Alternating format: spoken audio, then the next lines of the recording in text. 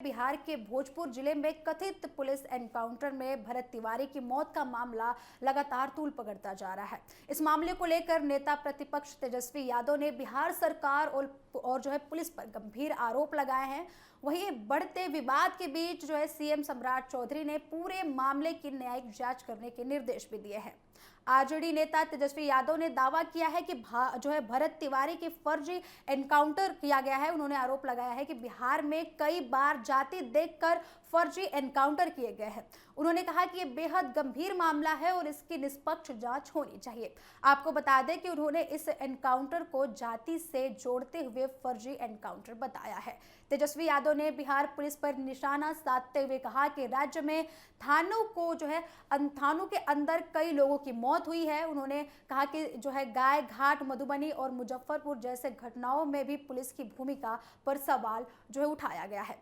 ये उनका आरोप है कि बिहार पुलिस पहले भी कई फर्जी एनकाउंटर कर चुकी है। उन्होंने कहा कि भोजपुर के इस मामले में सरकार को जवाब देना चाहिए और सीएम सम्राट चौधरी को जनता से माफी मांगनी चाहिए।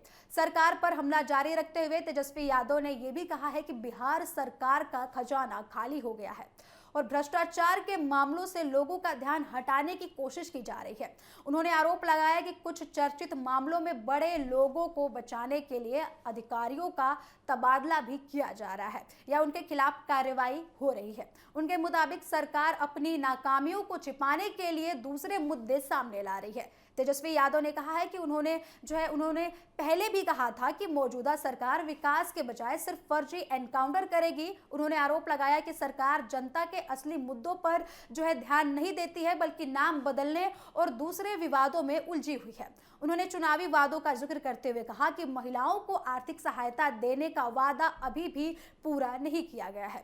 उन्होंने राज्य की कानून व्यवस्था पर भी सवाल उठाए। तेजस्वी यादव ने कहा कि पूरे बिहार में कानून व्यवस्था पूरी तरीके से चरमरा गई है। उनके मुताबिक अपराधियों को संरक्षण मिल रहा है, जबकि निर्दोष लोगों पर पुलिस कार्रवाई कर रही है। उन्होंने कहा कि सरकार को अपराध रोकने और लोगों का भरोसा जीतने पर ध्यान देना चाहिए, लेकिन सरकार ऐसा नहीं कर रही है।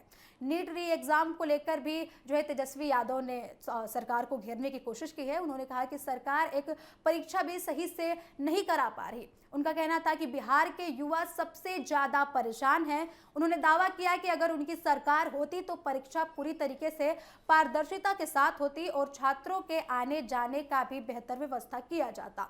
साथ ही उन्होंने दोबारा परीक्षा देने वाले छात्रों को शुभकामनाएं भी दी। वहीं भरत तिवारी एनकाउंटर मामले पर राज्यसभा सांसद और राष्ट्रीय लोक मोर्चा के अध्यक्ष उपेंद्र कुशवाहा ने भी प्रतिक्रिया दी है। उन्होंने कहा है कि उन्हें इस मामले की जानकारी मीडिया के जरिए मिली। उनके मुताबिक पुलिस किन किन परिस्थितियों में गोली चला सकती है, इसके लिए कानून और नियम बनाए गए हैं और अगर पुलिस गोली चलाती है तो इसकी वजह क्या है, इसको ये वजह सबको पता होनी चाहिए। भरत तिवारी एनकाउंटर को विपक्ष लगातार सरकार का घेराव कर रहा है। अब देखना ये होगा कि इस केस में क्या बयान सामने आते हैं और जांच के बाद ये मामला क्या रूप लेता है। एक बात स्पष्ट है, इसमें कहीं दो राय नहीं है कि फेक एनकाउंटर पूरी तरीके से बिहार पुलिस ने किया है, ये तय है। और ये पहली घटना ही नहीं है, इससे पहले भी कई बार फेक एनकाउंटर किए गए हैं, जात को देख करके भी किया गया।